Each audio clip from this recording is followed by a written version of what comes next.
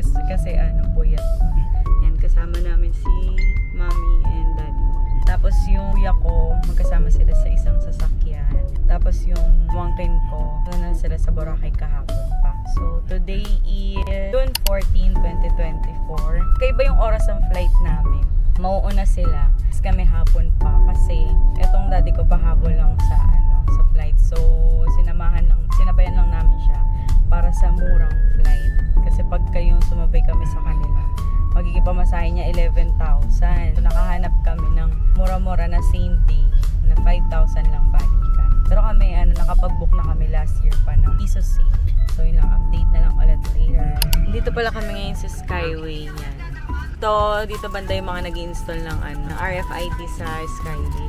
Kasi yung kuya ko wala pa siyang RFID dito. So, magpapa-install muna kami. Ayun siya. Nakikita ba sa salamin? Yung yellow yung car. Iwan pala namin ulit doon sa sasakyan namin dun sa Naiya. So, magpa-park ulit tayo doon. So, 4 days tayo. So, tingnan natin kung magkano abutin nung parking. Nandito na kami. Malapit na. Hindi ka na maliligaw dito? Hindi na. Sure na yan. Kasi makikita niyo yung Taiwan vlog namin. Yung pag-park namin dito, nagkandaligaw-ligaw kami. Kung gusto niyo mag-park din, ipin nyo na lang sa Waze is Naiya Terminal 3 Departure. Ayan, nandito na. Ayan, makikita niyo to. Terminal 3. Yan lang. Kaya paliko yan So, liliko tayo. Pagkatawid ng stoplight, diretso lang sa may kaliwa. Pagkalabas nyo sa may kaliwa, pupunta kayo sa may right side na may right side. Okay, sige. Right side naman. Kausap namin sa radyo yung kuya ko. Nawala na kasi sila. Antay muna natin sila dito. Baka mamaya maligaw yun eh. Dito tayo sa pataas. Dito tayo sa may pataas. Okay, over pataas. Ay, nakatala namin ikaw. Ayan, sige. Akit tayo. Dito akit kayo dyan sa taas. Kasi last time bumaba kami doon. And ang ending is bumalik lang kami sa kalsada. So dito, pero meron din daan doon no? Arrival. Arrival. Pero hindi namin sure kung saan doon. Dito na lang yung mas madali. Tapos less traffic pa. Lang kayo. Tapos doon sa dulong-dulo, doon yung parkingan na. Okay, niliko. Diretso lang dito. Fake news, traffic pala dito. Kasi nung pumunta kami gabi, walang traffic dito sa baba yung traffic. Ngayon, ito ang traffic. Dami siguro bumabiyahe ngayon. Kasi long weekend, holiday ng Monday. So, siguro talagang nilaan nila yung long weekend para makapag-travel. May pala dito, yung may taas. Pero parang ang pangit mag-park dyan kasi mainit. Taka lang. Full parking. Ayun parking pool nakalagay. Full parking tayo dito. Problema to kasi full parking.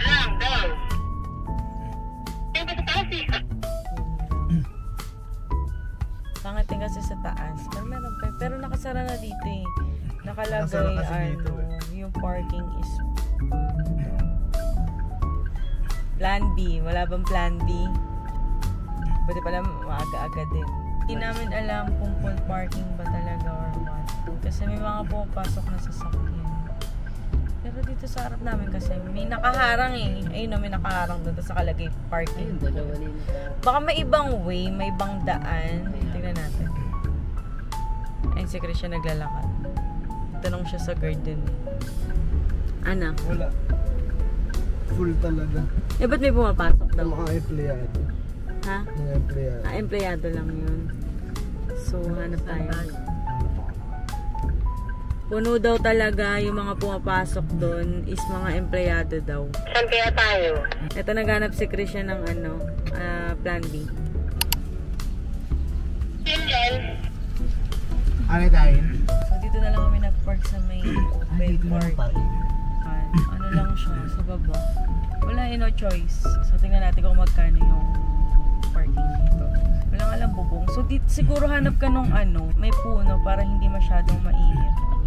Yan, ganyan lang siya dito.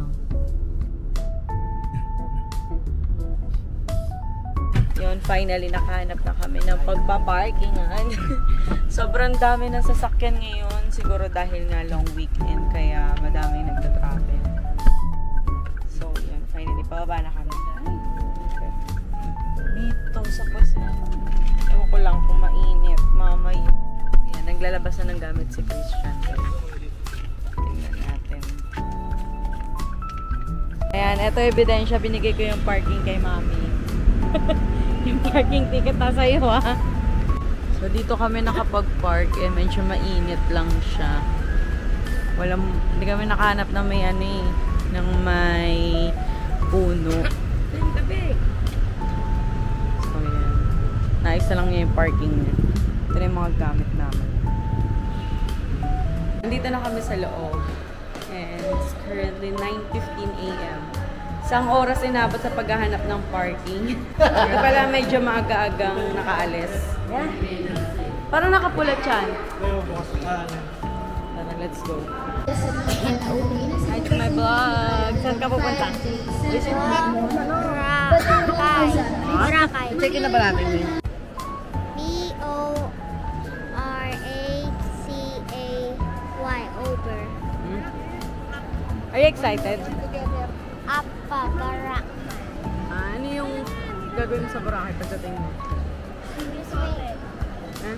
Swimming muna. Swimming. Swimming ka lang maghapon.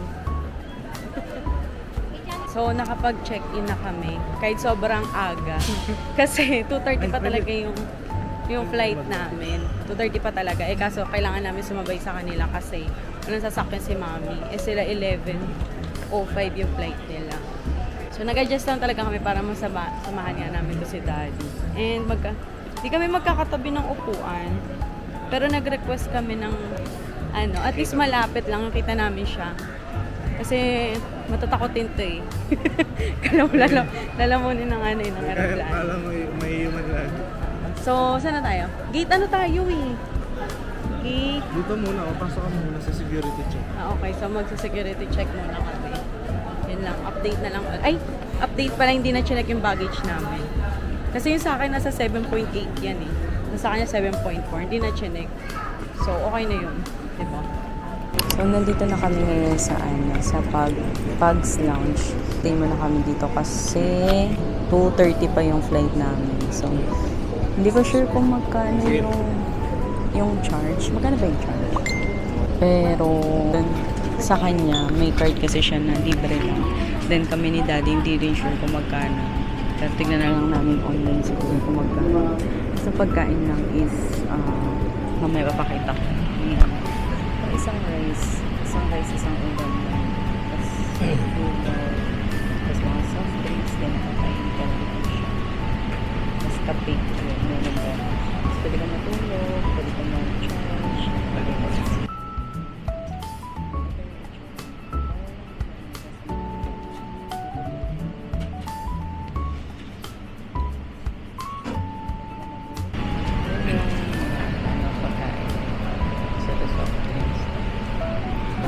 So, lumabas na nga kami and it's currently 12:48 PM.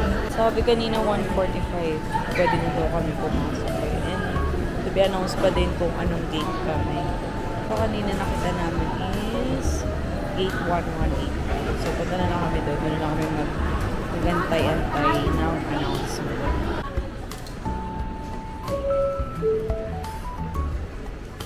Requesting all remaining guests. All remaining guests from Cebu Pacific Flight 5J849. Okay, nakaupo na kami. Ayan, 5J905. Ayan na yung flight namin, 5J905. So, 2:30 pa talaga. Chine-checka ni Christian yung namin. Pwede daw. Libre. So, nauna ang mga group 1. Advantage. Hawakan mo din kasi titignan pa sa loob ng aeroplano yan. Advantage na may kasamang senior. Let's go, Bora. Kinuha na yung bag na.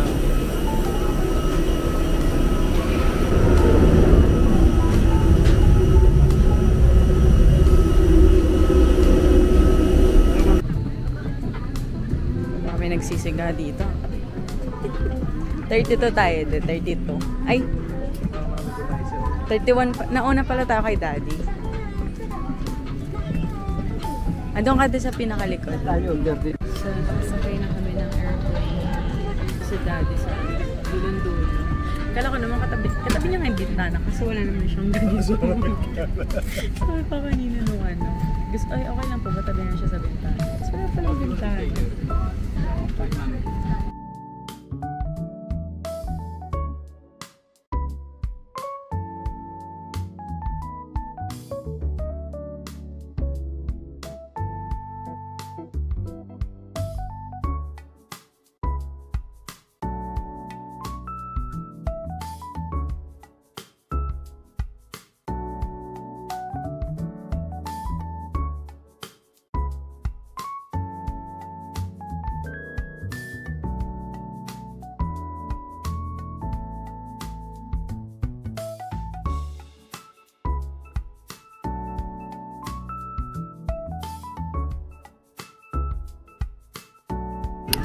Yan na, pababa na. Wala na palang tao.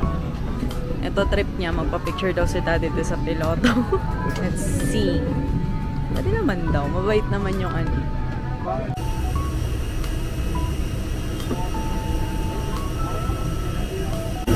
Wow! Nakapagpa-picture si Daddy. Ay, nakapagpa-picture si Daddy sa piloto.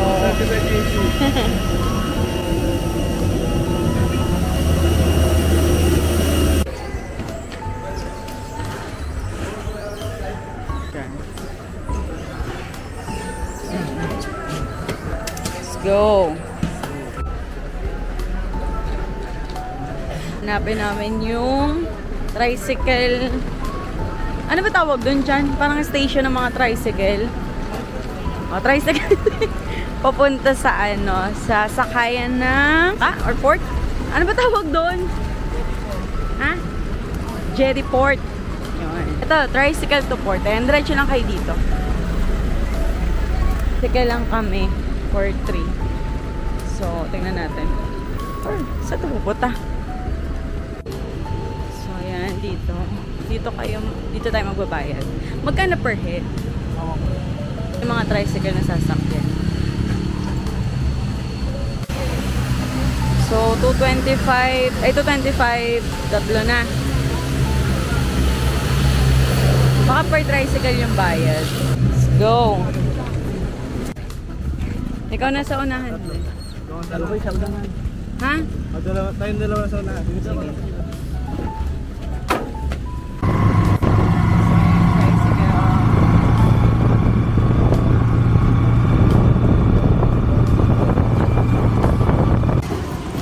Dito na kami.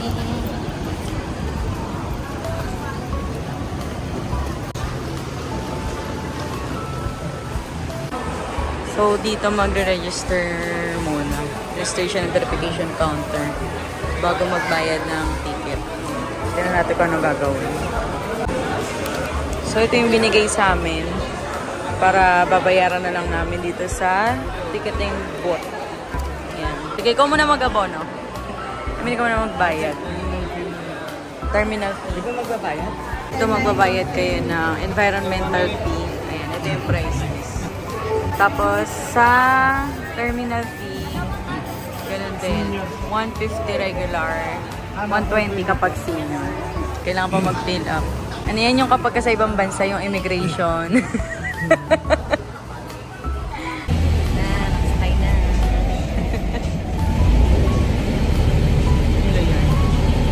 Hello yarn. Si Daddy. Isa pala. Pa nandito na tayo kanina pa.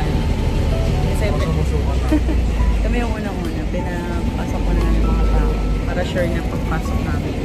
Aalis na kasi nakakanino. Alis na. Ang sabi kanina nung lalaki doon, is nasa 8 minutes lang daw yung biyahe. So after na sasakay pa ulit ng tricycle, pupunta sa station or sa hotel natin. Parating na kami. Dito na tayo, nakababa na. So, sasakay na lang tayo ng tricycle. Papunta sa station. Ano yung papel? Sa airport. Wala na yun. Ha? Yung papel kanina. Oo. Okay na yan. Iba, panibago na pag-uwi. Ito? Wala nito? Panibago na pag-uwi. Dito paglabas nyo, ayan, may mga ano na dyan, sakayan. So, hindi siya tried. Hindi na siya e-trike. Tingin ko pwede tayo sumakay sa ganyan siya, no? Parang dyan sumakay sila, mami, kanina. So, ito yung mga pamasahe. Post nyo na lang.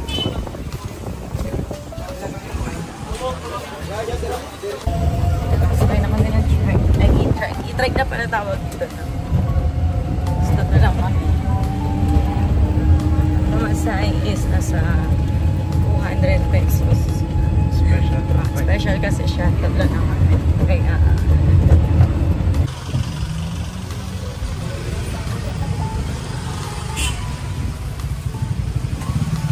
dito na kami. Ayan yung hotel namin. Golden Phoenix Hotel.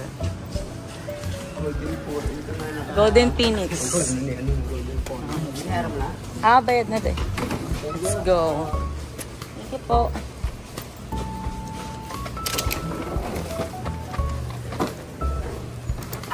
Uy! Tayo na siya. So, ayan. Hiningan kami ng security deposit na 2,000. Refundable naman siya pagka-check out daw. So, kapag kunwari magpapa-additional kayo sa room mo, 1,000 per head per night. Yan.